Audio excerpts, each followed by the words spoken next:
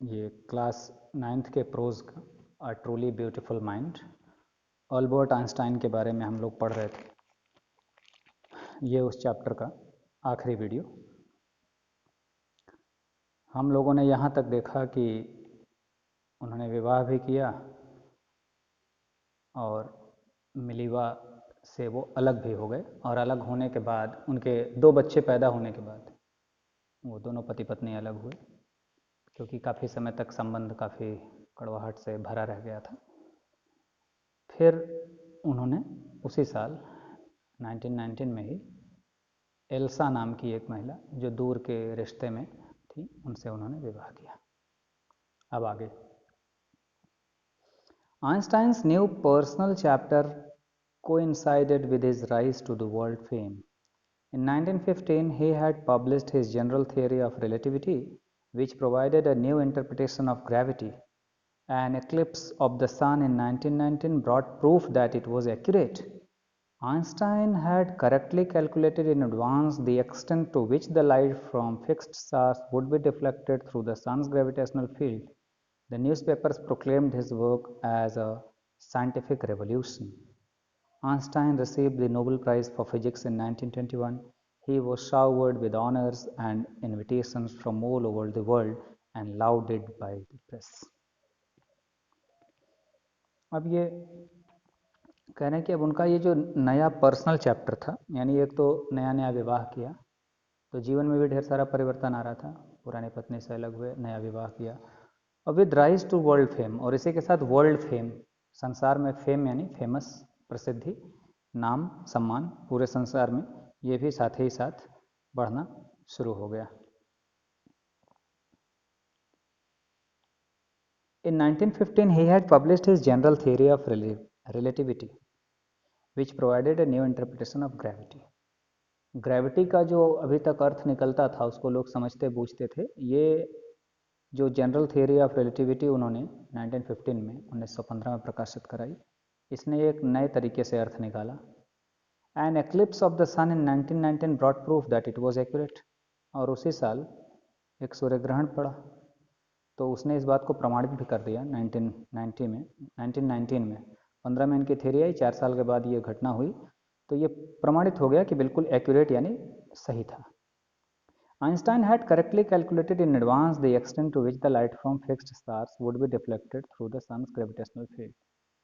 Einstein ने बिल्कुल सही गणना कर ली थी कि जो तारों की जो लाइट है, अलग अलग स्टार, सन भी एक स्टार है, डिफरेंट स्टार्स हैं। हमारा सबसे बड़ा स्टार सन है, चूँकि हम अर्थ जो हमारी जो अर्थ है, दी अर्थ, ये सन से अलग हुई है, तो ये हमारा एक परिवार है। इसलिए ऐसे ढेर सारे सौरमंडल हैं, ढेर सारे सन्स हैं, स्टार्स हैं।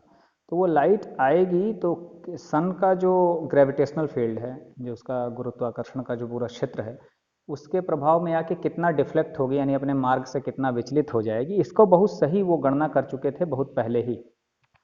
The newspapers proclaimed his work as a scientific revolution, और अखबारों ने इसको बिल्कुल घोषित कर दिया कि विज्ञान के फील्ड में ये क्रांति हो गई, एक क्रांति जैसा, एक बहुत बड़ी घटना, अखबारों ने ऐसा कह के छापा। उस समय अखबार ही सबसे बड़े साधन हुआ करते थे, रेडियो और newspaper. Einstein received the Nobel prize for physics in 1921, और सबसे बड़ा पुरस्कार नोबेल प्राइज होता है वर्ल्ड का, आधुनिक सभ्यता का ये सबसे बड़ा पुरस्कार है। 1921 में उन्हें यह मिला। He was showered with honours and invitation from all over the world and loaded by the press. तो शावर्ड मतलब वर्षा हो रही थी, जैसे वर्षा, बिल्कुल सम्मान के, प्रेम की, जगह जगह से निमंत्रण, पूरे संसार से उन्हें यह सब मिलने लगा। एंड लाउडेड बाय द प्रेस, और प्रेस जो था यानी ये अखबार पत्रिकाएं जो छपती थी, सब ने बड़ी प्रशंसा की। लाउडेड मतलब खूब प्रशंसा करना, खूब अच्छी बातें लिखना। When the Nazis came to power in Germany in 1933, Einstein emigrated to the United States. 5 years later, the discovery of nuclear fission in Berlin and America physicists in an uproar. Many of them had fled from fascism, just as Einstein had, and now they were afraid the Nazis could build and use an atomic bomb. अब उस समय की जो राजनीति थी, फांसीवाद एक चलता था, फासिज्म, और एक था नाजीवाद। ये उस समय उधर सत्ता के संघर्ष में ये 2 पार्टियां थीं, हम लोग लिटरेचर के हैं, इनको तुम लोग नागरिक शास्त्र या समाज शास्त्र में या राजनीति शास्त्र में इन चीज़ों को डिटेल पढ़ना रहता है।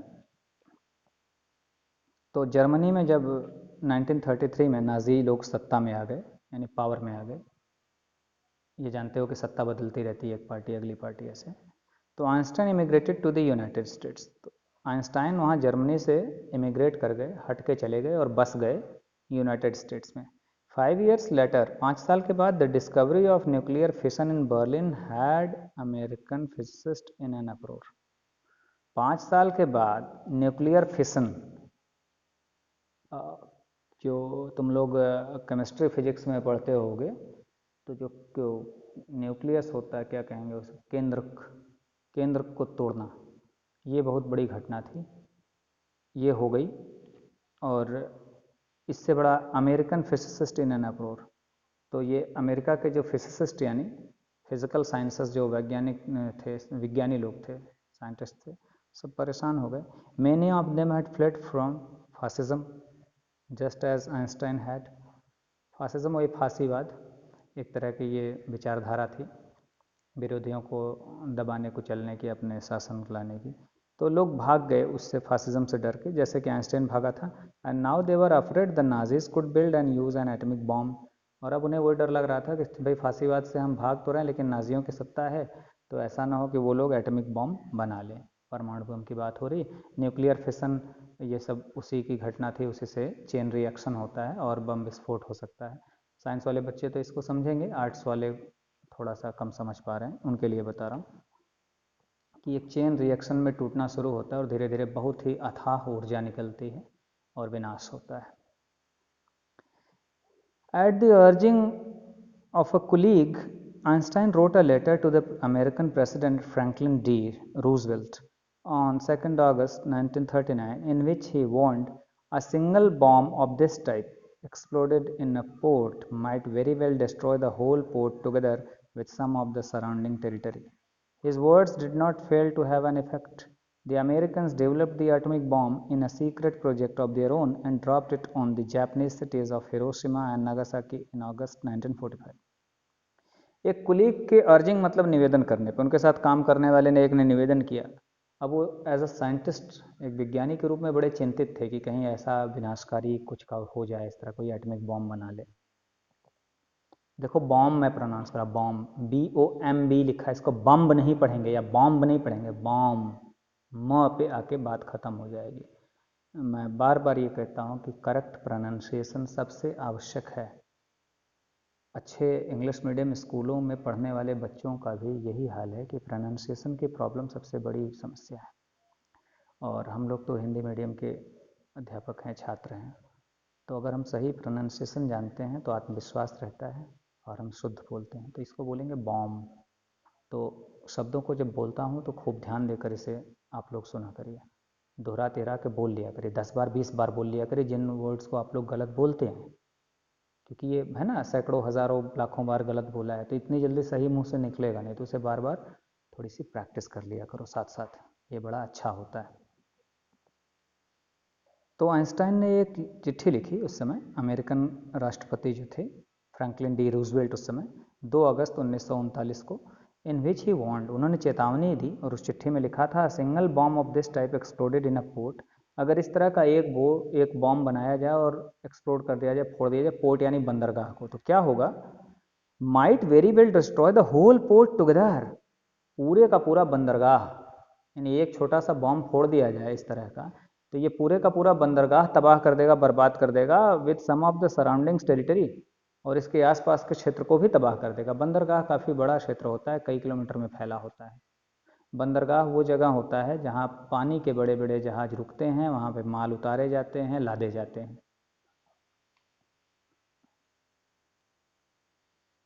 His words did not fail to have an effect, और उनकी जो बातें थीं उनका प्रभाव भी दिख गया, उनकी बातें फेल नहीं हुई, गलत नहीं साबित हुई, उसका प्रभाव दिख गया। क्या हुआ, the Americans developed the atomic bomb in a secret project of their own, एक सीक्रेट प्रोजेक्ट, बहुत ही छिपा कर, एक रहस्यमय तरीके से, ये सारा काम सीक्रेट तरीके से ही होता है। इसको अच्छी तरह से ऐसे ही समझ सकते हो कि अभी हम लोग कोरोना वायरस से परेशान हैं, हम लोग क्या, पूरी मानव जाति, पूरे संसार के लोग परेशान हैं, तो बहुत ही सीक्रेट तरीके से इसको चाइना ने बना के रिलीज़ कर दिया पूरे वर्ल्ड में।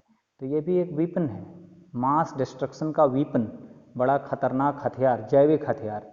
कोई हम इस तरह का वायरस भेज दें कि लोग सड़ने लगें, गलने लगें, अंधे हो जाएं या और भी समस्याएं हो जाएं।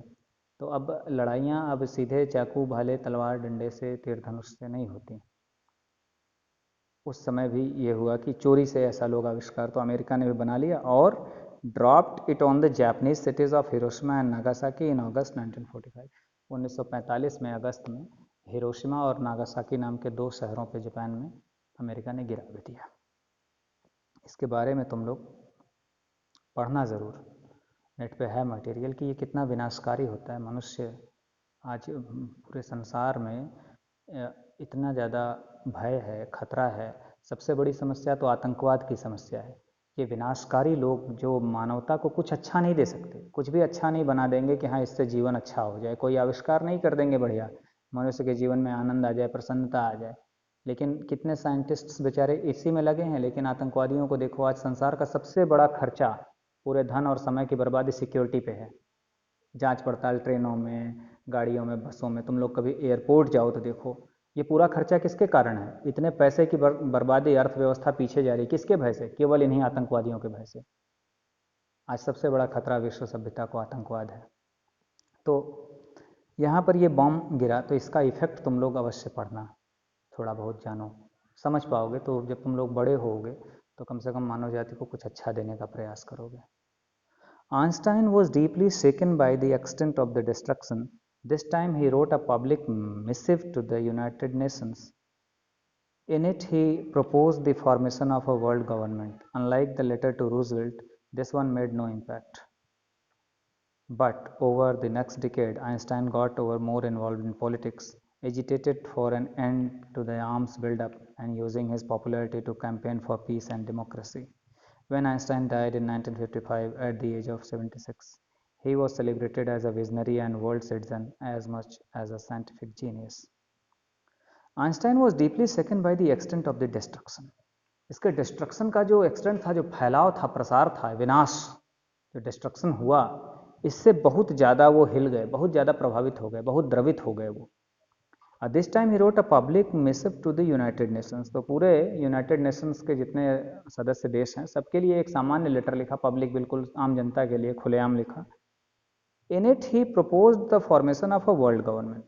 और उन्होंने इस लेटर में कहा कि एक संसार में एक गवर्नमेंट एक हो, पूरे वर्ल्ड के लिए एक गवर्नमेंट बनी कि जो पूरे वर्ल्ड को देखे कि कोई ऐसी घटना न कर दे, कोई विनाशकारी काम न कर दे। Unlike the letter to Roosevelt, this one made no impact. अब जैसे कि रूजवेल्ट वाले लेटर की तरह नहीं हुआ और मेड नो इम्पैक्ट, कोई इसका प्रभाव नहीं पड़ा उस समय। But over the next decade, लेकिन अगले दशकों में, डिकेड यानी 10 सालों का टाइम होता है, Einstein got over more involved in politics. ज़्यादा वो पॉलिटिक्स में जुड़ गए, राजनीति में रुचि लेने लगे। अब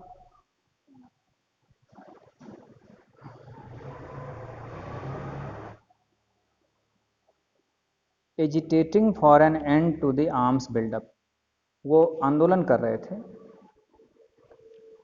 आर्म्स बिल्डअप को रोकने के लिए, यानी जो हथियार बनाए जा रहे थे पूरे संसार में, इसके विरुद्ध वो एक आंदोलन चला थे, हथियार बनाना बंद किया जाए, साइंस का उपयोग डिस्ट्रक्शन के लिए ना किया जाए, विनाश के लिए ना किया जाए। And using his popularity to campaign for peace and democracy. और चूंकि वो लोकप्रिय थे पूरे वर्ल्ड में, तो उसका वो यूज़ कर रहे थे, उपयोग कर रहे थे कि पूरे संसार में लोग शांति और जनतंत्र की भावना से काम करें, इसका प्रसार हो। जब कोई पॉपुलर व्यक्ति होता है, इसीलिए देखो हमारे यहाँ भी कोई प्रचार करता है सेलिब्रिटी किसी अच्छी बात का, जैसे कि शौचालय बाहर ना जाओ, तो पॉपुलर आदमी कोई बात कहता है ना, तो लोग उसको मानते हैं, इसलिए वो इस चीज़ को बहुत लगे रहे अंत में। And when Einstein died in 1955 at the age of 76, और जब 1955 में 76 वर्ष की आयु में वो उनका देहांत हुआ, he was celebrated as a visionary and world citizen as much as a scientific genius. तो साइंटिफिक जीनियस तो थे ही, लेकिन उनको एक विजनरी माना गया। विजनरी यानी भविष्य दृष्टा, जिन्होंने भविष्य के लिए बहुत सारी योजनाएं बनाई। एंड वर्ल्ड सिटीजन, उन्हें विश्व के नागरिक को माना गया कि ये पूरे विश्व को ही अपना एक देश परिवार मानकर जीवन इन्होंने जिया। यानी इतना ये चिंतित रहे पूरे विश्व की मानव जाति के लिए।